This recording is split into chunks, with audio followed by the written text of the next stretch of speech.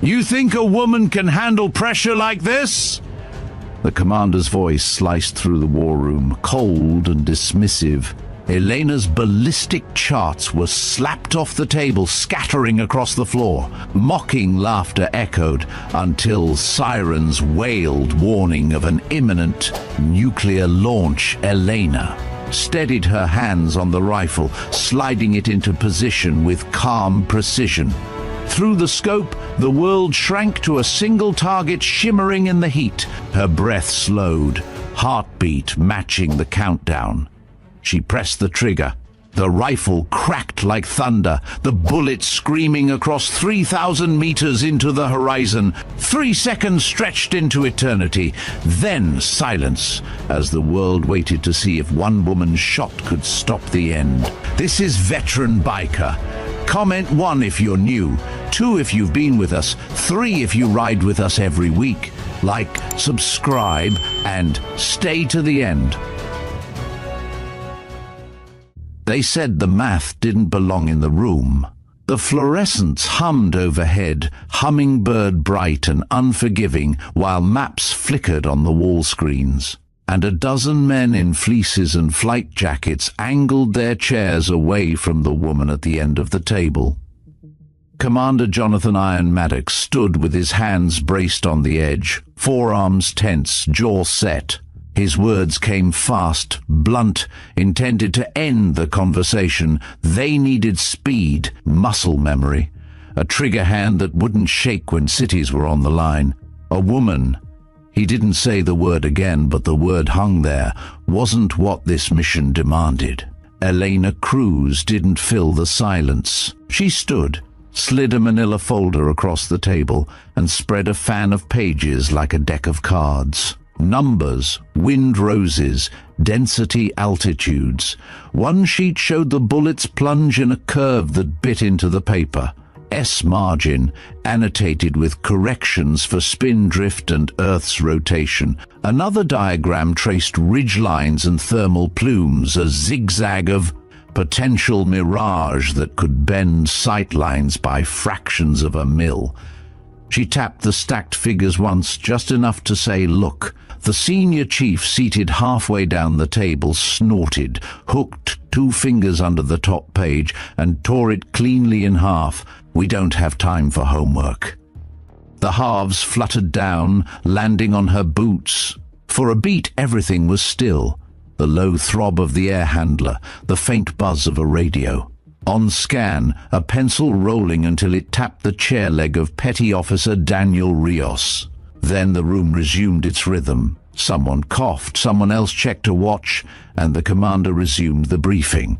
Rios, broad-shouldered, confident, the designated marksman, kept his eyes on the big screen where satellite imagery pulsed with time-stamped passes.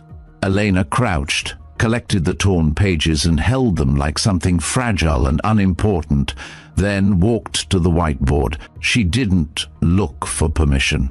The cap of the marker clicked off, and the smell of solvent cut through coffee and gun oil. Densities first, temperatures next. She wrote fast, the figures arriving in a clean procession that tasted like familiar ground, a corridor of air that thinned with height.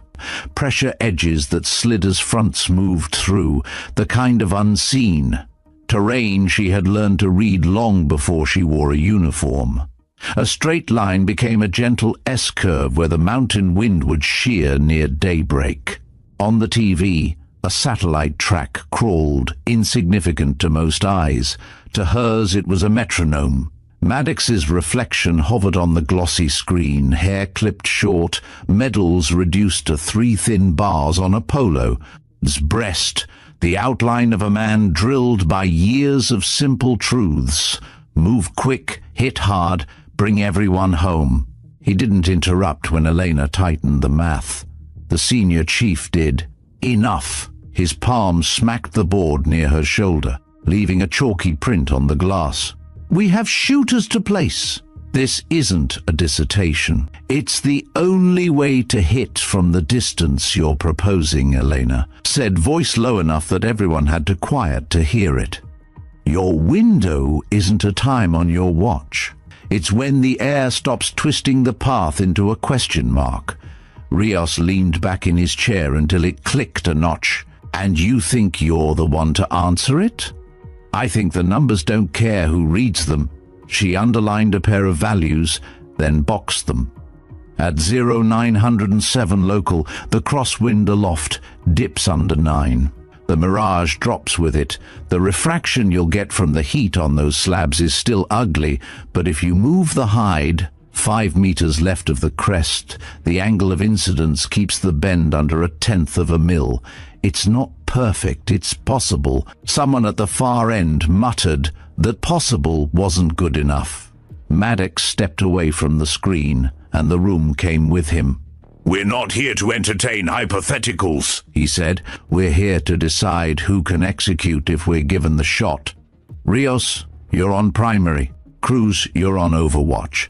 A thin line, a decision delivered like a verdict. Chairs scraped, folders snapped shut. The meeting dissolved into the clatter of mission prep. Elena recapped the marker. She let the room empty one by one, catching the small glances, the pitying, the dismissive, the cautious, and filing them where she kept everything that didn't belong on the glass, out of sight, not forgotten. When she finally stepped away from the board, the figures remained, a fine-grained skeleton of a path no one else wanted to trust. She slid the torn pages into the folder and left the war room without looking back. The corridor beyond smelled of cold metal and waxed floor. Fluorescents chased each other down the length of the hall, the light pooling in stripes across her boots.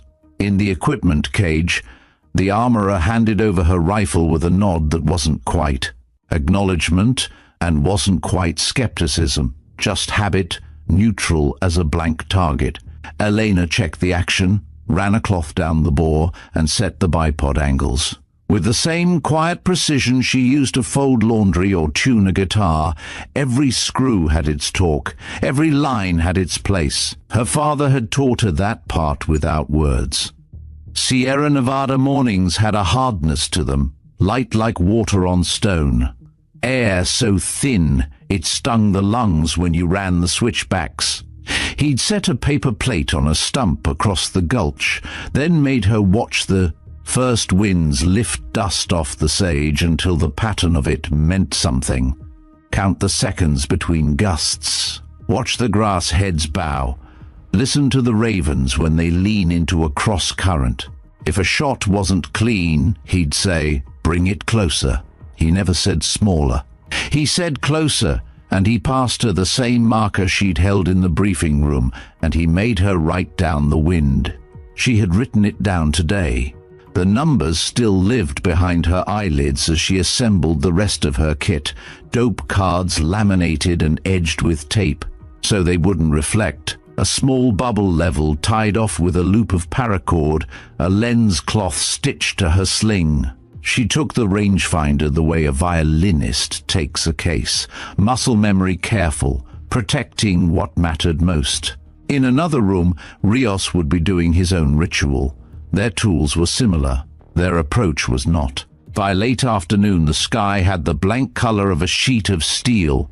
The operations bus vibrated around her boots, as if trying to shed its own fatigue.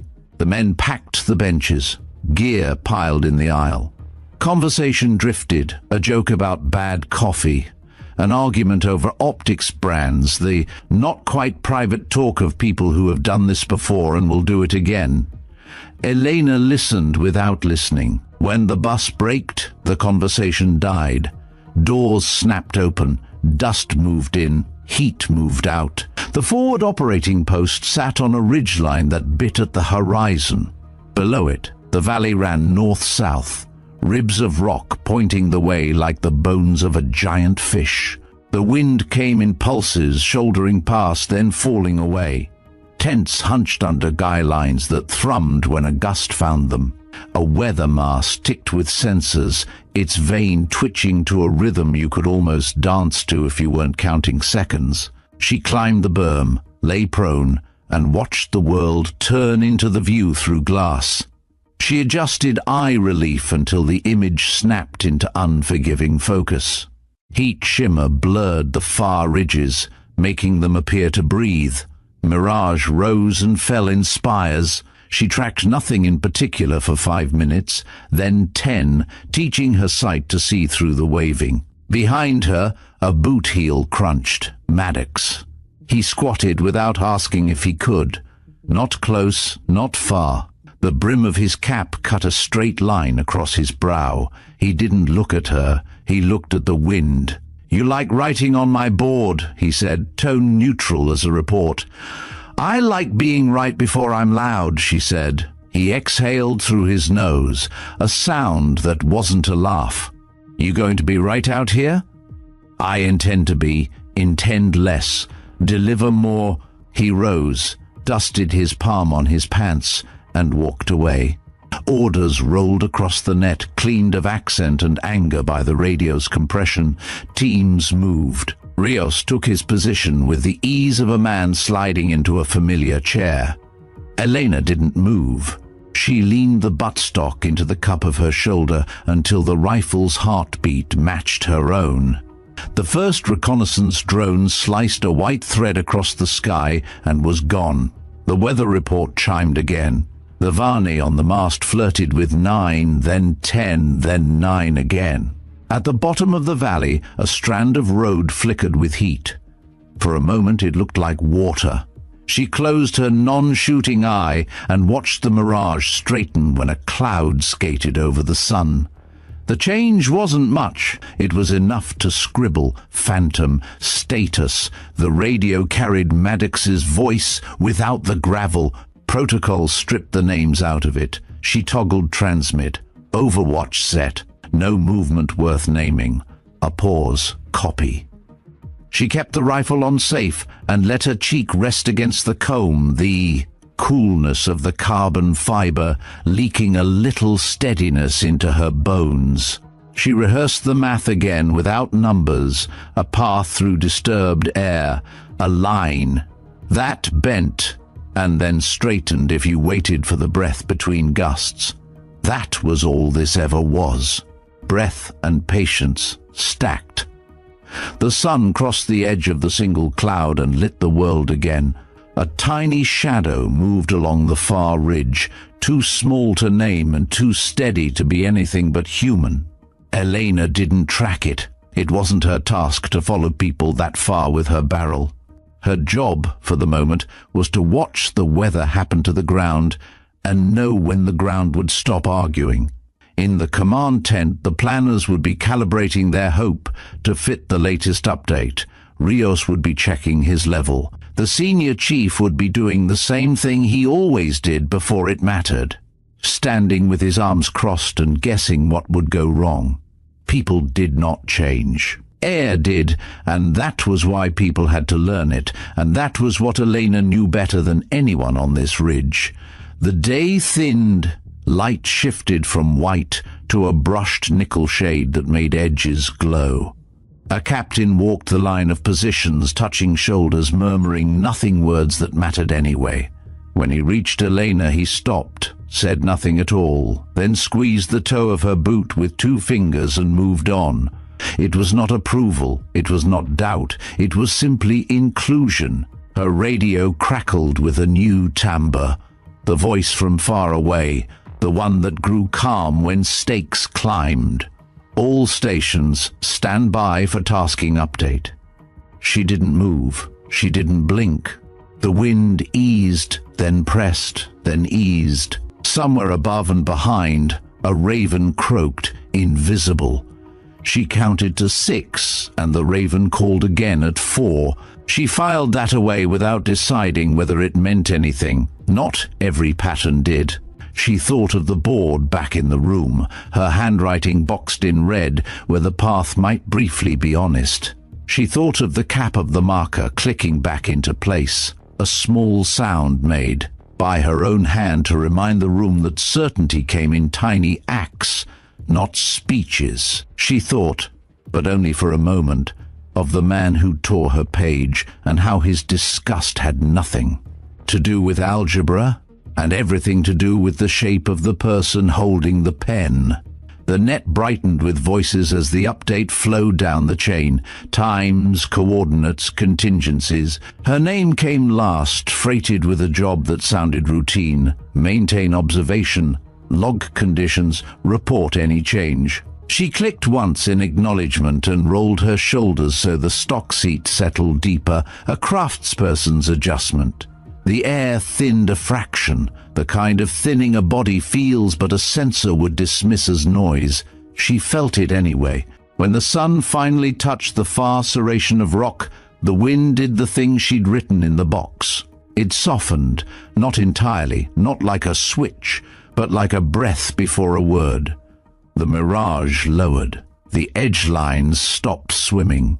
The world held still in the way a hand holds still when it's about to draw a letter. Elena breathed in, let half of it go, and kept the rest. Far behind her, inside a tent, an alarm beeped once, in a tone that meant nothing to anyone who didn't live with radios. It repeated, louder. Boots hurried. The weather vane hesitated at 9, and then swung through 10 with intent. The net snapped, all stations stand by. Possible change in adversary posture. Elena didn't look away from the glass. She let the breath out and took another, storing the room's insult in the same place. She stored her father's instructions where it could burn clean and steady. The mission was moving whether anyone wanted it to or not. She wasn't in charge of the call. She was in charge of being ready when the wind told the truth. That, at least, belonged entirely to her.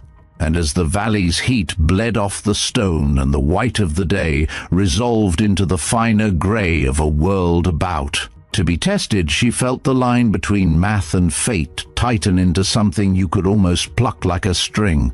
Phantom, the radio said, the commander's voice neither warm nor cold, only exact. Hold your glass, we may need your eyes. She answered with a single word that carried everything she'd already written, and everything she hadn't said aloud. Copy. The dust never truly settled on the ridge. Long after the meeting had broken and the first deployment had scattered, the air remained. Unsettled, stirred by boots, by vehicles, by nerves that had no chance to rest. Elena Cruz lay flat in her hide, the stock of her rifle molded against her shoulder. The valley, stretching out like a living diagram of everything she had just written on that whiteboard. Below her, the SEAL team moved with precision, weaving between rocks, staying low where the shadows gave them cover. She tracked them without raising her barrel, noting only how the environment responded to their presence. Eddies of dust when a man shifted, the sudden alarm of a bird flushed from its perch. Every disturbance was a reminder that the valley itself was alive, and alive things never gave gifts without a price. Through her earpiece, chatter came clipped and efficient. Maddox's voice was constant, directing Rios forward, repositioning the flanking element, calling for silence when sensors picked up movement ahead. Elena listened, spoke only when asked for confirmation of wind, light, or line of sight. Each time she gave her read, she could feel the pause on the other end. They heard her data, but not all of them trusted the conclusions. The strike element reached a ridgeline, preparing to slip into the narrow approach. That intelligence had marked as a possible blind spot in the enemy's perimeter. For a moment, everything felt too smooth, too exact. Elena tilted her scope to the far side and caught it. Just a glint at the wrong angle, like sunlight bent off a rifle barrel. Left crest 80 meters above your axis, she murmured into the mic. Maddox's tone was skeptical. You're certain? Certain enough that if you keep going, someone else will confirm it with bullets. The words had barely left her lips when the valley erupted. Tracers lanced down from the high ridge, machine guns chewing stone to powder. The SEAL element dove for cover, rocks exploding around them. The ambush had been waiting, patient and silent, until the team exposed themselves in the kill zone. Elena's hands moved before thought caught up. She shifted the bipod, dialed her optic 2 clicks, and let the world narrow again. One of the gunners was visible, not fully but enough, the helmet rim rising above the rock, muzzle flash giving him away. She exhaled, felt the reticle steady, and touched the trigger. The rifle's recoil was crisp, controlled. Through the glass she saw the figure collapse backward, weapon clattering against stone. A gap opened in the curtain of fire. The SEALs seized it, rolling into a depression that took them out of the immediate line. Her radio flared with Maddox again, not shouting this time but tight with urgency. "Overwatch. Confirm hostile neutralized. Target down," she said. "Others repositioning. Watch your right flank." And indeed, another burst cracked from the opposite slope, forcing the team to split. Elena swept her field, searching for the source. A muzzle spark betrayed the second shooter. The range was shorter than she liked, the angle sharper, but hesitation meant casualties. She shifted her weight, nudged the rifle, and pressed off another round. This time the response came instantly. The enemy guns stilled, rounds spraying wild into the sky as the man behind them toppled.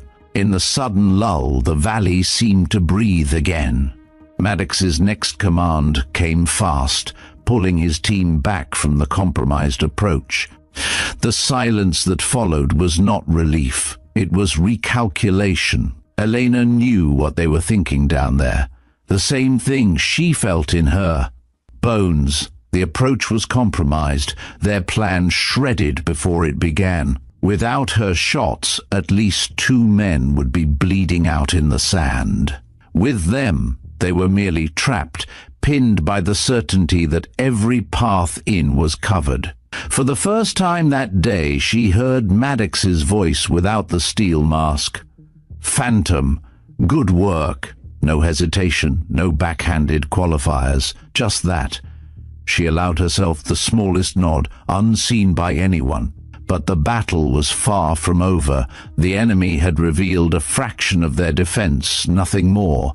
Elena scanned the horizon, watching for the subtler signs, the way heat shimmer bent in unnatural ways the outlines of rocks that might conceal sensors, the faintest reflection of glass where an observer might be watching back.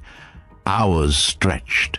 The team withdrew to safer ground, dust caking their gear, their movements slower now, more deliberate. Rios glanced up at her hide once, his face unreadable from that distance. Whether resentment, grudging respect, or simple fatigue, she couldn't tell.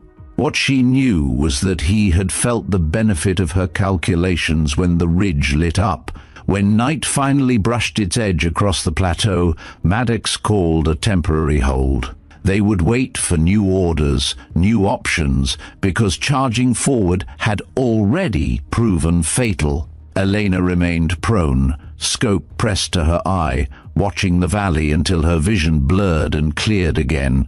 She replayed the sequence in her mind, not the kills, but the way the air had shifted just before she fired.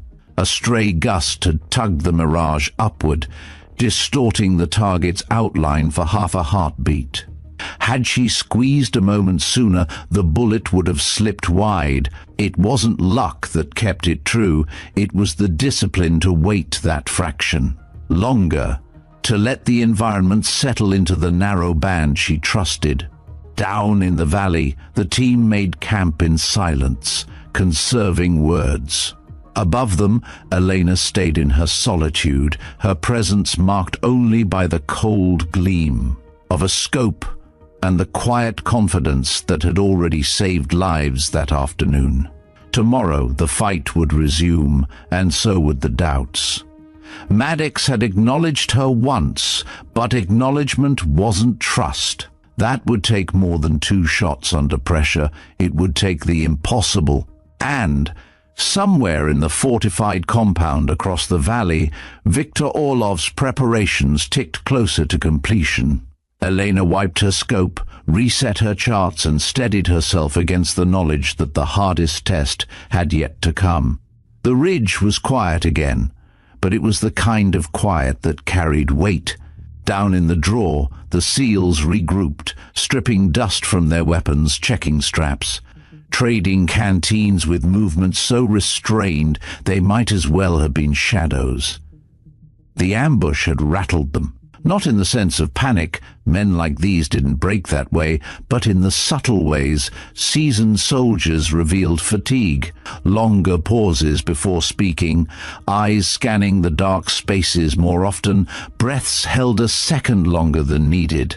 Commander Jonathan Iron Maddox stood a few paces from his team, helmet clipped to his, belt, arms folded across his chest as if he could keep the world out by sheer force. He wasn't a man given to reflection in front of others, but the set of his jaw told its own story. For nearly 2 decades he had thrived on clarity, clear targets, clear rules of engagement, clear men under his command. Yet here, on this plateau that seemed to tilt toward chaos with every gust of wind, clarity was slipping from his grasp. He glanced once toward the rise where Elena's position was hidden, then back at his operators. Maddox had never been a fool. He knew what had kept 2 names off the casualty list that afternoon. But knowing it and embracing it were different things. Admitting that someone outside his doctrine, outside his trusted circle, had altered the outcome, that required a humility he wasn't ready to show. Daniel Rios leaned against a boulder, wiping grit from the action of his rifle. He wasn't green, far from it. Iraq and Afghanistan had carved skill into him the way water carved stone. But his longest shots, the ones he still told in low tones to younger snipers, belonged to a world where distance was measured in hundreds, not in miles. He looked calm, but beneath the surface ran a current of something harder. The knowledge that another set of hands had outperformed him today. That truth stung more than the grit in his eyes. When the call came to reposition, Maddox made his decision with the same crispness that had built his reputation. "We hold here tonight," he told his men. "Rios stays primary. Phantom remains secondary." The word secondary came out like iron filings scraped against steel. Elena, listening from her perch, made no comment. She only logged the weather, marked the subtle fall of temperature as evening laid its veil across the rock, and noted how the air moved differently once the sun no longer struck the valley floor. Silence was her weapon as much as the rifle resting on its bipod. The night hours stretched. Stars pricked the sky, sharp as glass.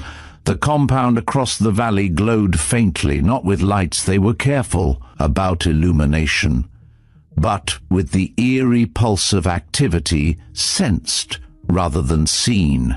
Even from this distance, Elena could tell the defenders weren't sleeping. Neither was Viktor Orlov.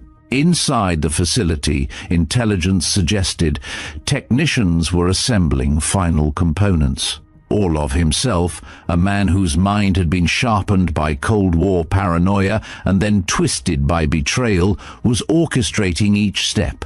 He had no uniform, no medals, no chain of command to answer to. What he had was intent, a plan to ignite a firestorm between nations by pressing one button and letting suspicion do the rest. Back on the ridge, Maddox pulled out a folded map, its edges softened by sweat and constant handling.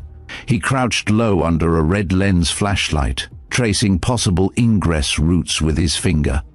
Each path was a dead end. Anti-air defenses ringed the perimeter, overlapping like scales. Ground approaches bottlenecked into firing lanes already blooded by their last attempt. Time was running thin, and every line he drew seemed to tighten the noose rather than loosen it. Rios joined him, pointing out a slope he believed could give him a shot if he advanced far enough under cover. Maddox studied the terrain sketch, shook his head. Too exposed, too slow. He didn't say what both men knew, that the only one who had demonstrated the ability to thread a bullet through this kind of environment was the person sitting outside the circle of their trust. Meanwhile, Elena recalibrated. She drew her own maps in a notebook, pages filled with angles and arcs that others might see as meaningless scrawl. To her, they were a language as familiar as breath. When a small flock of birds cut across the sky, wheeling south in ragged formation, she paused. They weren't just shapes against the dark, they were markers of invisible airways. Patterns like those confirmed her earlier observations. There was a corridor of relative calm at predictable intervals, a narrow margin of order hidden inside chaos. She keyed her mic once, speaking low. Wind shift in 30 minutes. Expect downdraft along the East Ridge. If anyone's exposed, they'll be silhouetted. Maddox acknowledged with a curt copy. That was all. But he adjusted his men accordingly. The hours ground on. Tension wrapped the camp like barbed wire. Even the most seasoned operators grew heavier under the knowledge that tomorrow meant another attempt, another dance with an enemy who already knew they were coming. Maddox walked the perimeter more than once, boots crunching, mind restless. Rios cleaned his rifle until it gleamed under the thin red glow. Elena stayed at her glass, watching, calculating, never ceasing. And then, just before dawn began to hint at the horizon, a signal came through secure. Channels, satellite imaging had detected intensified movement within the compound. Vehicles clustered near the silo doors. Orlov's people were preparing for something decisive. The order that followed was simple and chilling: prepare to prevent launch at all costs. Maddox stood rigid as he relayed the message to his men. For the first time, a trace of hesitation cracked his voice. He masked it quickly, but not before Rios heard it, not before Elena heard it through the comms. She lowered her scope, flexed her stiff hands, and let her gaze drift once across the valley. The mountain air smelled of stone and frost. She thought of every equation she had scribbled, every correction she had tested, every moment spent proving herself to people who thought proof came only from tradition. When the commander called for readiness checks, she answered in the same tone she always used, calm, even, unshaken.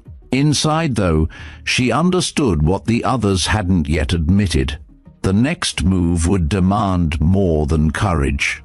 It would demand the impossible, and she was the only one preparing to attempt it. Dawn spread over the plateau like a blade being drawn from its sheath. The light came cold and thin, sharpening every edge of rock and amplifying the silence that lay heavy across the valley. In the compound opposite, faint movement stirred. Shapes clustered. Near the silo doors, vehicles repositioned in deliberate patterns. For Victor Orlov, the morning was a countdown, not a beginning. From her perch, Elena Cruz observed the subtle choreography through her optics. Mechanics hurried across open ground with the urgency of men who knew they were completing history's ugliest equation. Pipes hissed. Hydraulic arms shifted with the slow inevitability of machinery designed to launch devastation. She made notes, not with pen this time, but with memory, layering every sight and sound into her mental map. The radio cracked with Maddox's tone. "Phantom, what do you see?" She responded quietly, outlining troop positions, equipment movements, and the rhythm of the facility's operations. Maddox grunted acknowledgement, then returned to his inner circle. Orders filtered down: adjust angles, prepare fallback positions, reinforce the flanks. They were practical commands, the sort Maddox had issued his entire career. But in his pauses, small, barely perceptible, Elena heard something else, uncertainty gnawing at the edges of his authority. Below her, Rios prepared for another attempt. He crouched near a jagged outcrop, rifle balanced, eyes narrowed behind his scope. He had the bearing of a man who wanted redemption, who wanted the next shot to erase the humiliation of yesterday. Yet even from a distance, Elena could sense his frustration, a coiled tension that made precision harder, not easier. The sun rose higher, and with it came the shimmer of mirage. Heat lines bent the air into wavering columns, distorting the silhouettes of the men at the silo doors. Elena measured the distortion, cataloguing it with the practiced patience her father had instilled years ago. The valley was no longer a simple canvas. It was a living, shifting puzzle that only calculation could untangle. Maddox gathered his officers under the shade of a comms tent. The atmosphere was taut, filled with the acrid scent of burned coffee and the murmur of radios. He spread a new set of reconnaissance photos across a crate, pointing out defensive emplacements, tracing potential lines of fire. His tone carried authority, but his eyes betrayed conflict. He wanted a plan built on muscle and aggression, but the battlefield refused to honor that simplicity. A junior lieutenant spoke up, suggesting another frontal push timed with smoke cover. Maddox dismissed it instantly, aware that Orlov's men were watching every obvious path. Another officer proposed drone strikes, but air defenses still clawed the sky overhead, ready to swat down any approach. Options were thinning, and time pressed tighter with every passing minute. Elena kept listening, though her focus stayed on the compound. The birds she had noted the day before wheeled again, their flight path consistent, their wings carving invisible corridors through the turbulence. It was more confirmation, a natural sign that the valley's chaos held rare moments of stability. She keyed the mic once more. "Commander, I have observed predictable air currents. They could be leveraged if someone engages from extreme range." Silence followed her statement, stretching long enough for static to hum. When Maddox replied, his words carried skepticism wrapped in command. "Noted. Maintain observation. No promise of action, just dismissal dressed as professionalism." Still, she wrote the interval in her notebook, a private record of opportunity. If the chance came, she would be ready. The day dragged into harsh noon. Heat clamped down on the ridges, baking the stone until it radiated waves that rippled the air. The SEAL team shifted restlessly in their hides, every man aware that time was their enemy as much as Orlov. Rios attempted a ranging shot on a secondary target, a sentry who had wandered too near the outer fence. The bullet went wide, deflected by the shimmer he hadn't accounted for. The guard ducked back into cover. Alarm raised. Within minutes, spotlights swept the slopes and warning sirens pulsed from the compound. Elena clenched her jaw. She hadn't fired, but she felt the sting of that miss. Every eye turned skyward, scanning the cliffs, searching for threats. The enemy now knew with certainty they were being watched. Maddox cursed over the radio, voice tight. "Hold fire unless confirmed. We can't afford another reveal."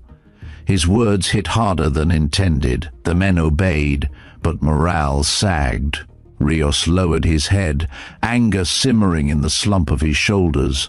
As the alarm subsided, Elena resumed her vigil. Through the scope she caught sight of Orlov himself for the first time. He strode across the platform near the silo doors, white lab coat whipping in the wind, hair silver under the glare of the sun. His presence was theatrical, almost taunting. He paused to speak into a handset, gesturing toward the mountains as though daring his unseen adversaries to act. Even at this distance, his confidence radiated. Elena felt the weight of the moment settle into her chest. This was no longer abstract intelligence. This was a man preparing to spark catastrophe with his own hand. Later that evening, as the sky softened into amber, Maddox gathered his team again. Weariness edged every line of his face, but his voice carried the iron conviction that had earned him his call sign. He acknowledged the failures, admitted the risk of pressing too hard, and then laid out the brutal truth. Conventional approaches were exhausted. They needed something different, or they would lose. The officers exchanged wary glances. No one wanted to say the word, but it hovered over them like a shadow. Finally, Maddox said it himself. "Cruz, if your math holds, we may need it. But if you're wrong, we trigger the very disaster we came here to prevent." For the first time, Elena heard concession in his tone. Not acceptance, not respect. Concession. He was a man driven to the brink, forced to consider what he had resisted. She didn't gloat. She simply replied, steady and unwavering, "Then I'll keep refining the calculations until there's no margin left for error." The meeting broke with little ceremony, each man weighed down by the knowledge that the next day might be their last. The camp grew quiet, punctuated only by the rasp of sharpening knives, the rustle of gear being packed and repacked, and the distant hum of generators from across the valley. Elena lay prone again as night crept over the mountains. Her scope revealed pinpricks of light where the compound's defenses shifted, patrols pacing their assigned routes. She noted each change, building a lattice of patterns in her mind. Above her, the stars glimmered, indifferent to the war brewing below. In that stillness, she remembered her father's voice, calm in the thin air of the Sierra Nevada. "Patience is precision. Wait until the world steadies, then act." She breathed those words now like a mantra. Tomorrow, when all other choices had failed, she would embody them. And though Maddox and the others still doubted, Elena knew the truth pressing. Closer with every tick of the clock, the impossible shot was no longer theory, it was inevitability. The next morning arrived without ceremony. No sunrise blaze, just a pale wash of light spilling over the ridges and painting the valley in tones of steel. For the men on Maddox's team, it was another day of waiting, but for Elena Cruz, it was the moment when calculations would either prove true or collapse into failure. The compound across the gorge had shifted into high alert. Patrols doubled, armored vehicles repositioned, and the once subtle hum of machinery now throbbed in steady rhythm. From her scope, Elena could see the final adjustments unfolding, technicians hauling crates toward the silo. Cables coiled like snakes across the concrete floor, guards posted at overlapping intervals. Each detail pressed the reality closer. The launch was no longer a threat, it was imminent. Maddox's voice over the net carried less bark than before, though the weight of command still clung to every syllable. "Steel to all stations. The window has closed for conventional strike. Air remains off the table. We adapt." He paused long enough for his men to sense what was coming. "Phantom, you remain our contingency. Stay sharp." No protest followed. Even Rios, once so certain of his place, kept silent. His expression when she glimpsed him through her scope was unreadable, a mask carved by exhaustion and reluctant acknowledgement. The battlefield had stripped away illusions, leaving only necessity. Elena steadied her rifle again, aligning not with a person but with the geometry of the valley. Wind teased her cheek, shifting in fits, then easing, exactly as she had charted the past 3 days. She adjusted turrets with careful precision, the clicks soft but decisive. Every motion carried the weight of inevitability. Hours crawled forward, the sun climbed, heat blooming across the stone. At midday, the compound erupted in coordinated activity. Sirens wailed, metal doors ground open, and technicians scattered into practice formation. Viktor Orlov emerged once more. no longer the aloof architect but a conductor commanding his orchestra. He shouted orders into a handset, gesturing toward the missile bay as though he already held the world hostage. Maddox's transmission crackled. Command confirms, launch prep underway. Phantom, maintain lock. Elena followed Orlov's movements through her glass. He moved briskly between consoles and engineers, his silver hair stark under the glare. To any other eye he was a blur of motion. To hers, he was a sequence to be anticipated, a pattern to be solved. She tracked not where he stood, but where he would stand when the countdown reached its point of no return. The seals on the valley floor shifted uneasily, pinned by defenses that left them powerless. Maddox clenched his fists, torn between instinct to attack and the reality of futility. Into that tension, Elena's calm voice cut through. Commander, interval aligns with predicted corridor. Crosswind at minimum. Target path holds steady. The line went quiet. Even static seemed to retreat. Finally Maddox answered, each word heavy. Phantom, stand by for possible green light. In her scope, the world narrowed further. She saw the sweat on Orlov's temple as he leaned over a console. She noted the flicker of a red warning lamp reflecting in his glasses. She measured how long it took him to walk the distance between the silo gate and the control stand. All of it layered into her mental lattice. The net pulsed again. Steele, this is command. You are authorized any tactical solution that prevents detonation.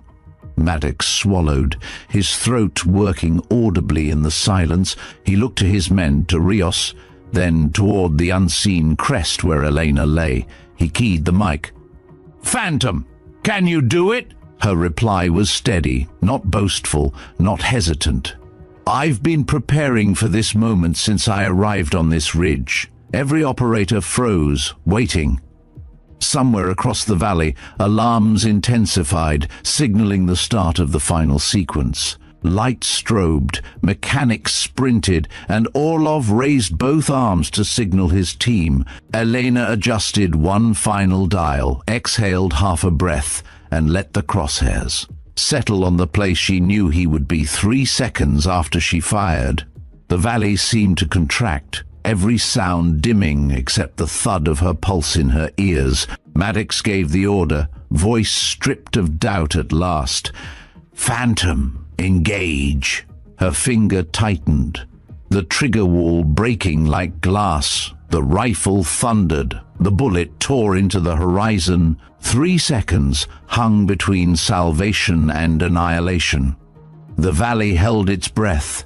3 seconds stretched into a span that felt endless. Every pair of eyes fixed on a future balanced on a single line of flight. Through her scope, Elena Cruz tracked nothing visible, just the trembling shimmer where her calculations told her the bullet must pass. Air shimmered, dust drifted, the world seemed to pause. Then, on the far side of the gorge, Victor Orlov staggered. One heartbeat he was upright, barking orders, the next his body folded, backward as though the ground itself had reached up to claim him. His hand froze inches from the final switch. The control deck erupted. Engineers screamed, scattering like startled birds, some dropping tools, others scrambling for cover. The klaxon blared louder for an instant, then cut abruptly as one of the frightened technicians slammed an emergency override. In the span of a breath, the certainty of nuclear ignition collapsed into chaos. Elena did not cheer, did not even shift position. Her eye stayed on the glass, steady, confirming what instinct and training already knew. She transmitted only 3 words: target eliminated. Sequence halted. On the valley floor, silence ruled. Maddox and his men crouched in the dust, waiting for a detonation that never came. When her calm voice broke the tension, disbelief rippled through them. Then came the release. Sharp exhalations, fists striking helmets. One young operator letting out a shout that echoed against the cliffs. Relief surged like a wave, uncontainable. Maddox, though, remained motionless for a long beat. He had carried doubt into this mission like armor, worn it against her presence, against her math, against the possibility that the unconventional might succeed. Now, with the world intact around him, that armor cracked. His radio clicked on, voice rough, almost reverent. "Phantom, you just saved more than this team. You saved everything." Elena finally lifted her cheek from the stock. Her muscles trembled from hours of stillness, but her expression never wavered. She adjusted her scope once more, scanning the compound. Guards fled deeper into the structure, abandoning weapons. Some raised their hands toward the sky, surrendering to enemies they could not even see. The missile bay stood open, but dormant, a monument to a catastrophe denied. "Steele, confirm facility secure," came command's voice across the network. Maddox straightened, his men already advancing cautiously toward the perimeter. "Copy," he said, moving to clear. "Phantom maintaining overwatch." And so she did. Even as victory pulsed through the comms, Elena remained at her post, crosshairs sweeping every shadow. Her shot had been the pivot, but she knew one bullet never ended the work. Security had to follow, weapons disarmed, explosives diffused. Only then could the threat be considered truly extinguished. Minutes blurred into an hour. Explosive ordnance teams arrived by chopper once air defenses were confirmed offline, sweeping the compound for traps. Engineers in protective gear disconnected circuits, dismantled triggers, neutralized volatile materials. Maddox's team took prisoners, their hands zip-tied, their expressions hollow. The enemy's confidence had died with their leader. When at last the all-clear came, Maddox sought her out. He climbed the ridge where she had remained the entire time, boots grinding, stone, until he reached the shallow scrape that had served as her hide. For a moment he said nothing, just looked at the rifle resting on its bipod, the glass still trained on the compound. Then he met her gaze. "I was wrong," he said simply. No qualifiers, no excuses, just the admission that had weighed on him since the first torn page in the war room. Elena gave a single nod. She had no need for vindication. The silence of an intact sky was enough. Yet, hearing it from him carried a different weight, one that acknowledged not only her skill, but the blind spot that nearly doomed them all. That night, under a sky washed clean by victory, the camp's mood shifted. Laughter returned in bursts. Food tasted less like rations and more like survival. And the younger men kept glancing toward the ridge with something close to awe. They spoke of the shot in whispers, already shaping it into legend. But Elena stayed apart, polishing her weapon by lantern light. For her, it was never about legend. It was about precision, about bearing responsibility for the one chance that could not be missed. She remembered her father's voice in the mountains, reminding her that one bullet could change the course of history. Tonight she had proven him right. In the command tent, Maddox filed his after-action report with unusual care.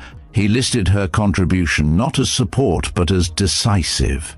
He wrote her name beside words that carried the weight of history, prevented nuclear war. When he closed the file, his shoulders sagged, not from defeat but from humility learned too late. And though the world beyond the mountains would never see the valley as he had, they would one day know the truth in headlines, in debriefs, in medals pinned to uniforms. A woman they once doubted had become the one who steadied her hands when humanity's balance wavered. As the camp settled into uneasy rest, Elena lay back against her pack. The stars, Overhead, a silent reminder that fate often hinged on the narrowest of margins. She closed her eyes briefly, not in triumph, but in resolve. Tomorrow would bring new missions, new doubts, and perhaps new dismissals. But tonight, the earth still turned, cities still slept, and children still dreamed because her finger had pressed true. And for her, that was enough. The world did not erupt in fire, but the aftershocks of one trigger pull rippled farther than any detonation could have reached. By the next sunrise, satellites had confirmed the silo's silence and encrypted channels. Pulsed with reports, the missile remained inert, its warhead intact, its architect dead. For once, intelligence analysts had little to debate. What had almost happened was undeniable, and what had been prevented even more so. At the forward camp, the weight of relief was tangible. Men who had prepared themselves for a last stand moved with looser shoulders, their eyes no longer locked on the horizon with the tension of hunted animals. The victory should have felt complete.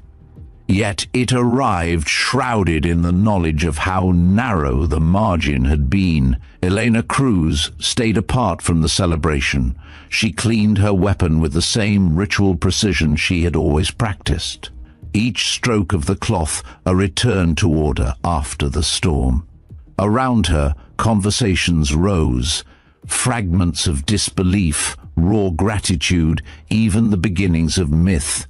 The younger operators spoke of the shot as if it had been fired by more than human hands, already sculpting it into legend. She let them, though she knew the truth was less romantic. It had not been magic. It had been math, patience, and a refusal to flinch. Commander Jonathan Maddox was slower to adjust. He walked the perimeter at dusk, boots grinding into gravel, replaying every moment from the briefing table to the shot itself. His pride was battered, but in its place had grown something harder to shake: recognition. He had built a career on believing the battlefield bowed only to strength and audacity. Yet on this ridge he had watched an enemy fall because a soldier he dismissed had trusted science over instinct. When he finally approached Elena, he did so without ceremony. "You carried the day," he admitted. "Not me, not my plans. You." She looked up briefly, meeting his gaze. "It wasn't about proving anyone wrong," she replied. "It was about stopping what couldn't be allowed to start." Maddox inclined his head, a gesture that carried more than words.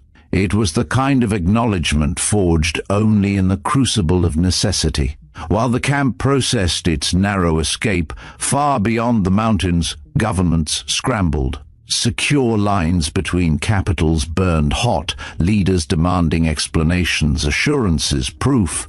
Grainy satellite images of the Pamir compound spread through classified networks, showing silo doors gaping like broken jaws. Analysts reconstructed the event in hurried briefings. A lone shot from extreme distance had struck its mark at the precise instant required. Skeptics asked if such a thing was even possible. Ballistic experts replayed calculations, shaking their heads before conceding, yes, it could be done, but only by someone who had mastered the environment as intimately as their own heartbeat. For the first time, Elena's name entered files she had never seen. Phantom. Confirmed lethal precision at unprecedented range. Outcome: prevention of global escalation. Her identity, long relegated to the margins of joint operations, was suddenly the focal point of whispered conversations in halls of power.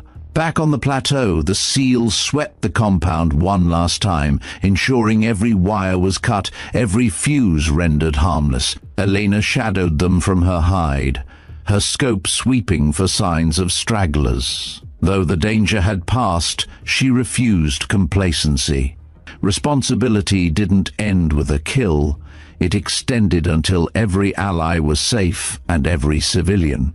beyond the mountains, could live their life unaware of how close they had come to annihilation. When the helicopters finally descended to extract the team, dust spiraled around the landing zone, whipping against faces and gear.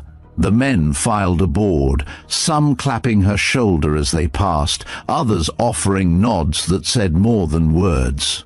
Even Rios, who had once carried himself with unshakable pride, paused long enough to mutter, "Hell of a shot." His voice carried neither envy nor resentment, only the grudging respect of a marksman who knew exactly what it took. The ride back to base was unlike the tense insertion days earlier.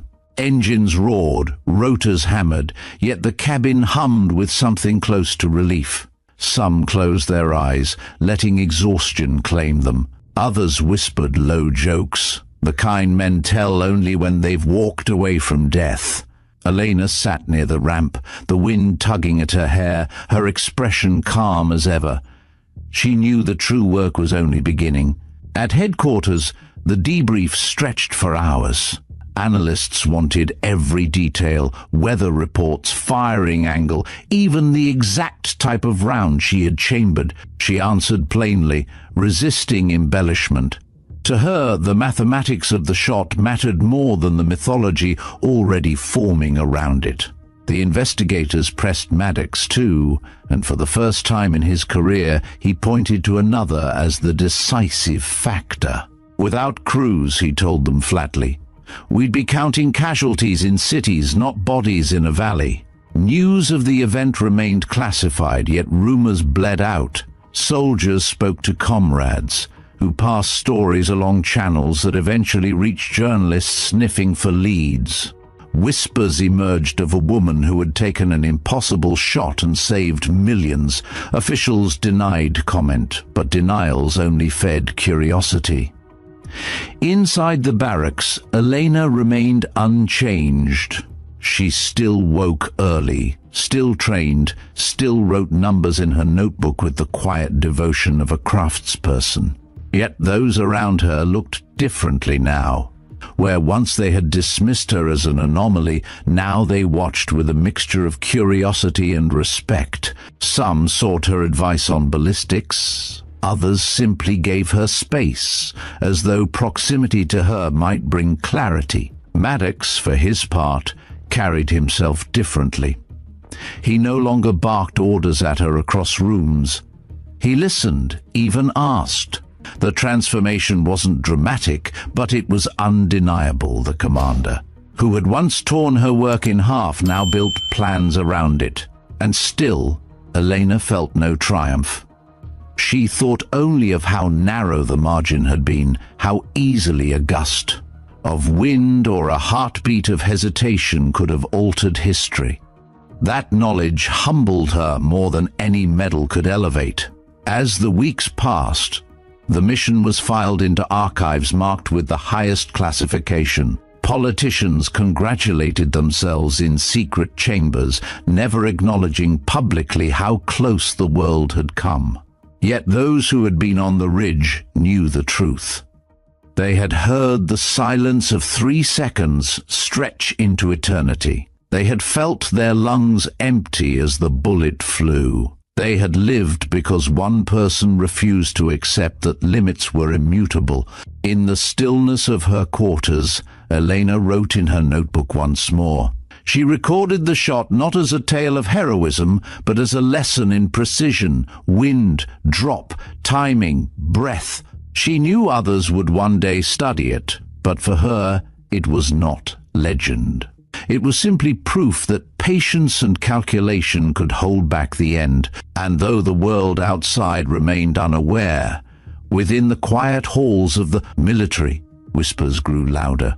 The Phantom stopped the war before it began. The storm of paperwork came first, after-action reports stacked high, stamped with red ink that read, "Eyes only." Analysts dissected every radio call, every movement logged on satellite footage. They examined the geometry of the ridge and the trajectory Elena Cruz had traced in her notebook, as though the mathematics themselves might reveal a secret formula. To them, the shot was a puzzle piece, to be catalogued. To Elena, it remained what it had always been, a responsibility met at the exact instant it mattered. Recognition, however, could not be contained in folders. Words spread across units faster than classification could suppress it. Operators returning from the mission carried stories, not sanitized accounts but raw memories. They described the silence of the ridge, the moment when even seasoned soldiers doubted survival, and the single report of a rifle that broke despair. Around barracks fires and gym benches, the tale grew. Men who had never met her spoke her name as though they had stood at her side.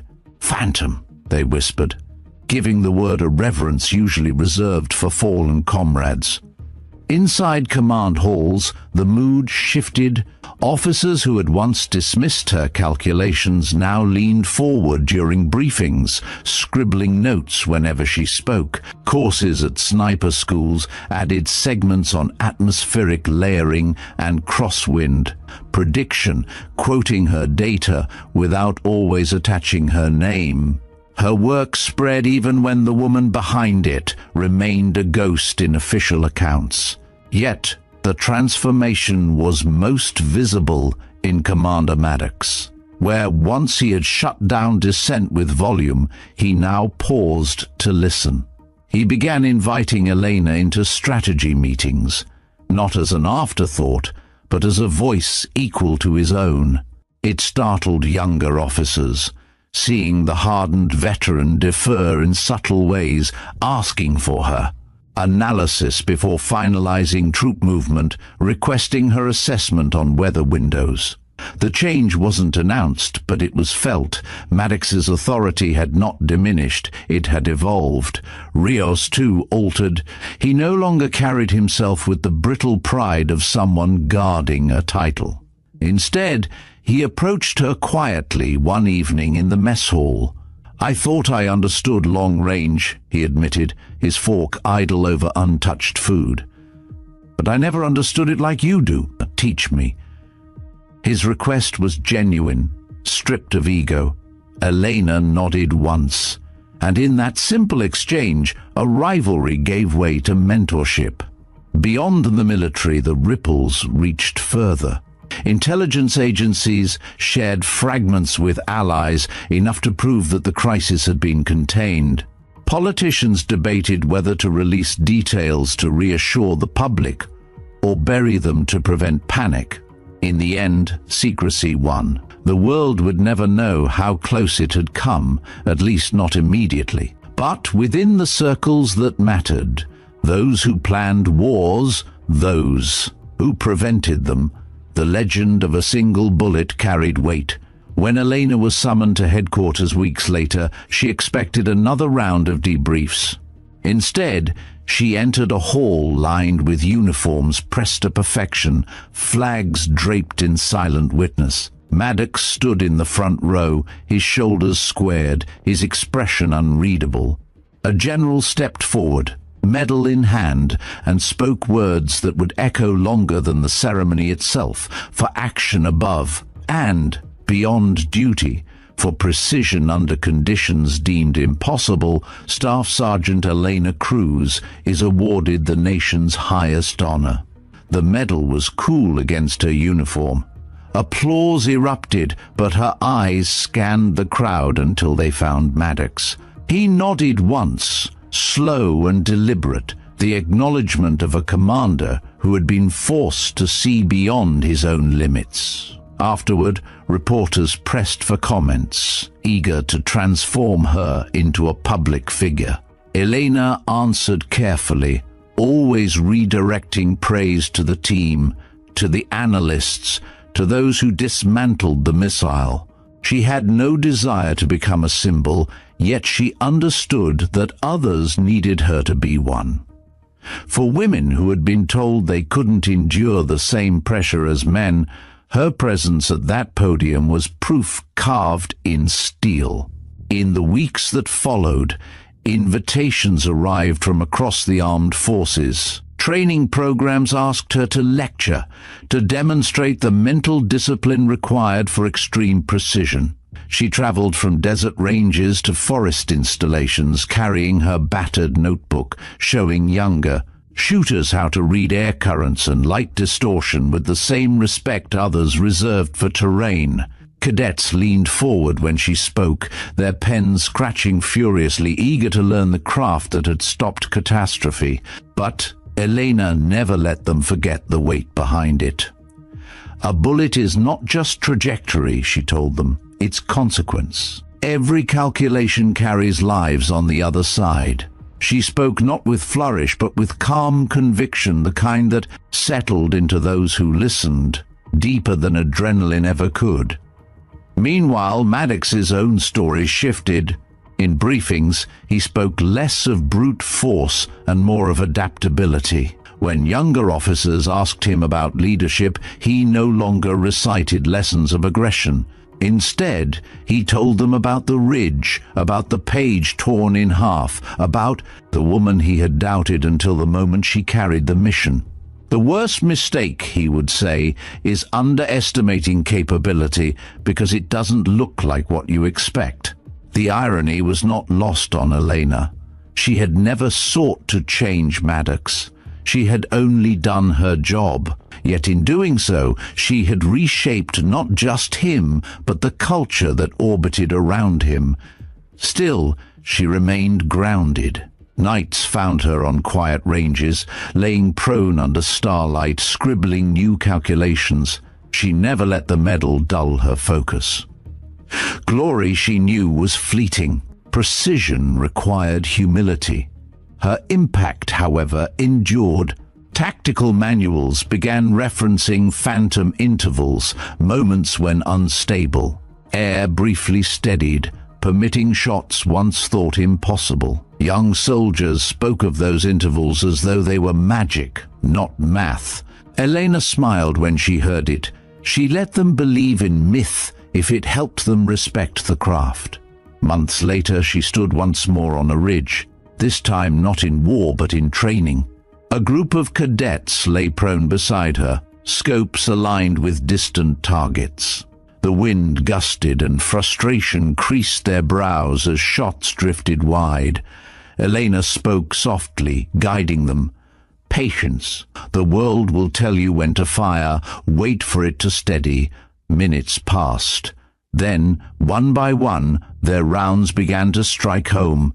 Watching their astonishment, she thought of her father's lessons in the Sierra Nevada, of Maddox's reluctant nod, of the impossible shot that had silenced sirens. The thread of it all wove together into one truth: the boundaries of human ability were not fixed. They expanded when someone refused to accept dismissal as destiny. And so, even as politicians argued, even as commanders debated doctrine, Elena Cruz lived her truth quietly, a soldier whose calm calculation had preserved a world on the brink, and who now carried that knowledge forward, to ensure others would be ready when history demanded the same of them. Under the pale glow of dawn, the world seemed deceptively calm. In the weeks after the impossible shot, a strange quiet descended over the forward bases, as though the mountains themselves wished to bury the memory of how close humanity had come to destruction. Yet for Elena Cruz, calm had never been simple. It carried responsibility, and it carried echoes. She sat at the edge of a range weeks later, a stretch of scrubland chosen for training rather than combat. The ridgeline here mirrored the valley where Orlov had fallen, though stripped of fear and consequence. Cadets prone on mats lined up beside her, their rifles braced, scopes aligned against cardboard silhouettes set far downrange. She moved among them, quiet in step, speaking rarely but always with purpose. "Don't fight the wind," she told one. "Read it. Let it finish its sentence before you interrupt." They listened, not because of her rank, but because of her record. Rumors had raced through the ranks like wildfire. She had become something larger than a soldier, an example, a caution, a story, told to remind people that preconceptions could kill more surely than bullets. Still, Elena refused the pedestal. She grounded every lesson not in legend, but in discipline. Precision, she reminded them, was never glamorous. It was patience measured in heartbeats. Elsewhere, her story had already been co-opted by strategists and politicians. The classified reports circulated through secure channels, but excerpts bled into policy debates. Some generals argued that long-range precision must now become a central pillar of doctrine. Others grumbled that one anomaly should not redefine war. Behind closed doors, Maddox fought for her legacy. In briefings, he repeated the truth, that muscle and speed had failed, and that what saved the mission was calculation carried out by someone he had once dismissed. Each retelling stripped another layer of arrogance from his voice, reshaping him as a commander transformed by humility. Rios, once reluctant to concede anything, had become her most eager pupil. On evenings, when the camp quieted, he sought her out with notebooks filled with his own scribbles. He asked about angle of departure, about mirage compensation, about the small corrections she seemed to make without thought. Elena shared freely, but always with the same caveat: you can learn the math. What you must learn harder is the patience. He nodded, carrying the words as though they were ammunition of a different kind. Meanwhile, governments scrambled to manage perception. The official line framed the crisis as averted by joint operations, with no mention of the individual who had held the trigger. Yet secrecy was porous. Whispers of the phantom shot spread through circles of intelligence and seeped into media speculation. Analysts on late-night broadcasts debated whether such a feat was even possible. Retired officers scoffed at the idea, only to be contradicted by colleagues who quietly confirmed, yes, it had happened. For Elena, the noise mattered little. She returned each day to her routine, cleaning her rifle, updating weather logs, teaching. The medal pinned to her chest gathered dust in a drawer. Recognition was less important than readiness. What kept her steady was the knowledge that she had not acted for acclaim. She had acted because someone had to, and she had prepared all her life to be that someone. Still, there were nights when the memory returned, unbidden. She would lie awake in her bunk, the ceiling dim above, replaying the 3 seconds when the world seemed to hold its breath. The image of Orlov, frozen mid-gesture, etched itself into her mind. It was not pride she felt, but gravity. The weight of having ended a life to preserve countless others. The mathematics had been flawless, but the consequence was human, and it lingered. Maddox understood that burden in his own way. He checked on her more often now, not as commander to subordinate, but as a man who recognized the solitude of responsibility. One evening he joined her on the range, standing silently as cadets fumbled with wind calls. When the session ended, he spoke quietly. "You gave me back more than my men," he admitted. "You gave me back my faith in what I couldn't see. That's harder to repay." She met his gaze, steady as ever. "Then repay it by listening, not just to me, but to anyone you'd overlook." He nodded, a man reshaped by a lesson he would carry to every command post he ever stood in again. As months passed, Elena's influence spread beyond the military. Universities invited her to lecture on applied physics and atmospheric dynamics. She declined most offers, but occasionally accepted standing before rows of young minds eager to hear how theory had saved the world. She never dramatized. She explained wind shear and Coriolis effect, then reminded them, equations don't prevent war. People who use them with discipline do. Behind the scenes, her methods became standard reading. Manuals referenced her observations as phantom corrections, footnotes that belied the gravity of their origin. Elite units requested her presence for advanced training, and she traveled from deserts to Arctic ranges, translating the universal language of precision into every environment. Through it all, she remained unchanged in essence. She wore her braid the same way she had on the ridge. She kept her notebooks filled with numbers only she could fully decipher. And when recruits asked why she never seemed proud, she answered softly, "Because pride clouds the shot. And one day your steadiness might be all that stands between silence and sirens." The day finally came when she was promoted, the ceremony staged with quiet dignity. Maddox stood beside her, not as skeptic but as advocate, placing the new insignia on her collar. "Master Sergeant Cruz," the general declared, "for redefining the possible, and for proving that resolve and intellect are as lethal as any weapon."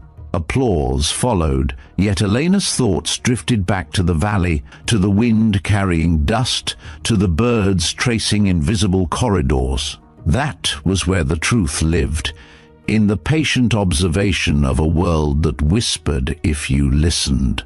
When the ceremony ended, a young private approached her nervously. "Ma'am," he stammered, "do you really think one person can change history with a single action?" She studied him a moment, then answered, "Not one person, one choice. Anyone can make it if they prepare." Later, as she walked away from the hall, the medal heavy on her chest, Elena felt the paradox of her journey. She had become a symbol, yet she was still the same soldier who preferred silence to speeches, calculation to glory. Her greatest lesson had not been about range or wind or patience. It was about perception. She had been underestimated, dismissed, even ridiculed. And yet, when the moment demanded, she had steadied her hands and changed the course of nations. Night fell, and the stars brightened above. She found herself once more on a ridge, rifle cradled, the world vast and fragile around her. She breathed deeply, felt the rhythm of the earth in her chest, and whispered the words her father had taught her long ago: "Precision is responsibility." She smiled faintly, alone but content.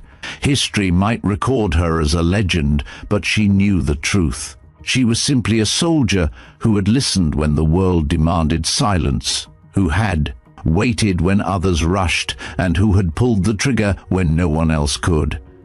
And because of that, the world still turned. They mocked her, they doubted her, they tried to bury her beneath their laughter, convinced she would never rise above the noise. But Elena Cruz did not answer with words. She answered with silence, with patience, with a single choice that turned the impossible into reality. When others rushed, she steadied her breath. When arrogance blinded the battlefield, she read the wind. And when the world teetered on the edge of chaos, she pulled the trigger no one else could. It wasn't pride that guided her. It wasn't glory that drove her. It was responsibility. A belief that precision is more than skill. It's a promise to those who cannot defend themselves. They called her a phantom, a legend, a name whispered in briefings. But she remained what she had always been, a soldier who refused to underestimate the quiet strength within herself. And that is why her story matters. Because every one of us faces a moment when the world will doubt us, when we will be told we don't belong, when the weight of expectation feels too heavy to bear. In that moment, remember, Elena, remember that silence can carry more power than shouts, that patience can outlast arrogance, and that one steady hand can change the course of history. This is more than a tale of war. It is a reminder that the strongest battles are often fought within, and the greatest victories come not from pride, but from discipline. So, I ask you now, what will you do when it is your turn to face the impossible? Will you fold under the weight of doubt, or will you breathe steady and take your shot? This is Veteran Biker. If Elena's story moved you, if it lit a fire in you, don't let it stop here. Comment below, share your thoughts. Tell us what you would have done on that ridge. And if you believe stories like this deserve to be told, hit like, subscribe, and ride with us every week. Because legends are not born. They are made in the silence by those who dare to act when no one else will.